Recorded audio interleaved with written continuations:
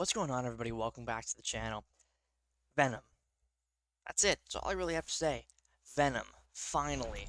You guys know, if you've been long-time followers of the channel, that Venom is the reason I started playing this game. Way back in the day. Way back in the day. Venom is the reason I started playing this game. So it is only fitting that 9 years later, we come full circle and rank up Venom on my main account to rank 3. I was originally going to rank up Maestro to rank 3, but the second I pulled Venom, I just knew, like in the back of my mind, and then eventually to the forefront of my mind, that if I didn't take up Venom, I'd be kicking myself. Maestro's great. I do plan to rank up Maestro, don't worry, but getting Venom, it's very hard for me to pass up an opportunity like that, you know? That it lined up way too perfectly, and yeah, I've been holding on to a 660 6-star Venom Relic for a very long time, and I just thought it would be perfect, it'd be fitting to just rank up Venom all the way to rank 3. I wanted him for so long, and yeah, he has not disappointed yet. I cannot wait to do some Battlegrounds with him, some future Eternity of Pain content with him, future story content with him. Venom is just a jack of all trades, man. He can do it all. And especially with that Venom Relic. The Venom Relic is probably the most important part of Venom's relevance nowadays, especially the 6-star one. Just getting that increase to the bleed potency and the fury as well, all of that combined with the striker giving you even more bleed potency from the striker ability, just it elevates Venom to a whole other level as a 7-star. Without the Relic, he would still be very good. With the Relic, he is unbelievable. Probably one of the top 5 cosmic attackers as a 7-star in the game with that Venom Relic. If I had to list the others, it would probably be Gladiator, Beta Ray Bill, Corvus, and someone else up there I'm not thinking about. But Venom, I think, probably deserving of that top 5 spot. He really can hang with those champs. He can just dish out some incredible damage. Of course, you want to be bleeding the opponent because bleed is his main damage source outside of those big crits. His critical hits are pretty nice. They're nothing to glance over, especially once you get some furies and some cruelties built up. He can hit, 13, 14k mediums on crits, and that's definitely not bad, especially considering that's not his main damage source, you know? That's one of the gripes people have with Deathless Vision, is like his only damage source is those basic hits, and if he doesn't crit, it doesn't feel great, and I get that. But Venom doesn't have that problem, and man, he just excels in every possible environment where you can bleed the opponent. Even without bleed, you can still use Venom for his utility, especially against certain Spider-Verse champions. If there's a node in some kind of content where you can't bleed them or they have bleed resistance, Venom is still very good just because of the utility he brings to the table. So, yeah, I just love Venom so much, and we're melting this Labyrinth Star-Lord. We have the full Venom synergy here, which just gives him an increased Cap 2 genetic memory. Make sure to take out your garbage, by the way, guys, because I just got that reminder. Um, yeah, it increases his Cap 2 genetic memory, so we have a good spread of buffs right now. Ideally, one of those buffs would have been a physical resistance, because that would give me the 6th bleed vulnerability, and there it is, there's the physical resistance. And now I get hit here for trying to do a stand-up intercepts, because AI hitboxes are fun. But yeah, ideally, with the Venom Relic Awakened, you want to have one of each buff, or at least as many different buffs as possible. So it's difficult sometimes to properly line up the best Venom buffs, because obviously you want Precision and you want Fury, but in a longer matchup, you want to kind of get the whole spread, because the more buffs you have, the more unique buffs you have, the more bleed vulnerabilities you have indefinitely on the opponent, and then that also adds on top of the striker bleed vulnerability. So it's in total like 7 bleed vulnerabilities that you're adding, not to mention the striker, one of the runes increases your bleed potency. So yeah, Venom is just ridiculous. His bleed damage, it's not the absolute strongest in the world. It's not Nick Fury, but the fact that he has access to it on every single hit, every possible hit he can do outside of a striker, he has access to that bleed. And that bleed, it ticks for a decent amount of time, especially with deep wounds. I run 4 out of 5 deep wounds, probably should run 5 out of 5 just for the sake of my Venom's well-being here. Because 5 out of 5 deep wounds is like a difference. The difference between low deep wounds and then max deep wounds for a bleed character is massive. You know, you wouldn't want to run Nick Fury with 1 out of 5 or 2 out of 5 deep wounds. You want 4 out of 5 or 5 out of 5 because that additional tick sometimes is the deal breaker between finishing a fight and dying. So yeah, I'm running 4 out of 5 right now, and I like that for the time being. I don't know if I want to swap my masteries again and try and get 5 out of 5 while keeping my tree intact, my main tree that I run. Not worried about like recoil and stuff like that. I'm talking about the tree that I run for most content, for like most battlegrounds, for most story content, for most EOP content, stuff like that. But yeah, we're in Necropolis now. This is Red Goblin, if it didn't register already that we're in Necropolis.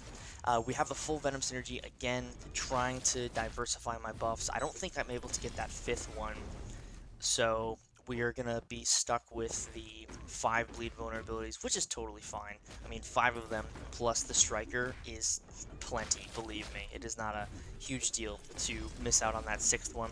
You just like the 6th one because it gives you that extra bit of damage that you're really looking for, especially in longer fights, but it's totally fine. We have 6 precisions, 6 of them, so we're essentially critting 3 times in every single 5-hit combo, more or less, and every time you crit, you have an 80% chance to apply bleed. Now that's one thing about Venom that I haven't never really like fully understood. I'm pretty sure that his critical hits are not 100% chance. I'm gonna check right now actually, because maybe that's from the old Venom kit. But I'm pretty sure his critical hits are 80% chance to apply bleed, and not 100. So that's like the one gripe I have about Venom, is if you do land that critical hit, it's not a guaranteed chance to inflict bleed. Yeah, I just saw it here. I don't need to check. I just saw it that I landed a crit and I didn't get the bleed. But for the most part, you're landing those crits and you're getting those bleeds, so it doesn't really matter. He makes up for it because he's landing bleeds more often than not, so it's not really that big of a deal. I'm just checking on my free-to-play account right now to be crystal clear that I got that number right. I believe it is 80%. We will check right now. Yeah, it is an 80% chance. And his bleed base duration is 4.5 seconds, but with deep wounds, you can make that up to almost 7 seconds. I think 7 seconds is the max it can go up to with 5 out of 5. So right now, my bleeds are lasting for 6.5 seconds with 4 out of 5 deep wounds, and that is plenty. I mean, you are noticing the damage here from those bleeds, each of them ticking for 2,400 damage per second. So, you know, over 6 seconds, you're looking at a decent bit of damage, like each bleed dealing 12, 13, 14,000 damage, and then you can just stack them constantly. Again, you just, every single hit, you have access to that bleed. Yeah, I just love Venom so much. I would love to awaken him. Obviously, the dupe is great, but it's not necessary. Clearly, it's not necessary given the damage he's dealing right now. The awakened ability is very nice to have, though, so in the future, I would like to pick that up. Doesn't need SIGs either. SIGs are okay, like dupes on it are fine, but the first dupe is really what you want because you get that additional genetic memory buff to start the fight, and that can speed up the process quite a bit. So, yeah, I love Venom. We're taking this Red Goblin down to 50% now. We're not even halfway through the Necropolis charges, so that kind of goes to show Venom, he can really hang in long-form content. I do think Venompool is better because Venompool is made for long-form content, but Venom, he can keep up, man. I don't know who would win in a race between Venom and Venompool with full synergies against Red Goblin, but I feel like it would be close. I think Venompool would probably win, but I don't know, man. 7-star rank 3 for both of them. Venom with the Venom Relic. If you get some decent buff RNG and your crits are like my crits right now, you could probably keep up with, if not outpace a Venompool. I don't really know. I've only seen a little bit of Venompool content in Necropolis from Campo, MCOC. If you guys don't know his channel, go ahead and check it out. Really good content over there. He has a rank 3 Venompool, and he made a showcase video on Venompool, and it was good. I saw some Necropolis content in there, and it was very solid. But personally, I am a Venom over Venompool kind of guy. It's kind of like red pill or blue pill. I'm very much the Venom over Venompool uh, person. Yeah, so 37% here. Again, we're not even at that halfway mark. Get smacked by a special 2. It was going to happen eventually. Just going to miss one of the dexes. I don't think I miss another one, so we don't have to worry about losing too much health. Another great thing about Venom, his special 1, it heals him like 5% of his missing health, and that's a flat rate. Now, I know it's not exactly 5% because, like, recovery and boosts and stuff like that can affect it, but it's a flat rate in his description that scales with rank, that scales with his health pool. So the higher ranked Venom, that health pool gained from Special 1 when you eat a buff, it goes up with the rank. So not only does he have incredible utility, not only does he have incredible damage, he's also incredibly sustainable and has pseudo-mystic qualities that allow him to have a certain level of buff control while keeping his health relatively high. So, Venom, probably one of the most successful reworks they've ever done in the entire game. He got reworked, I believe, in 2016 or 2017. There's the halfway mark for Necropolis.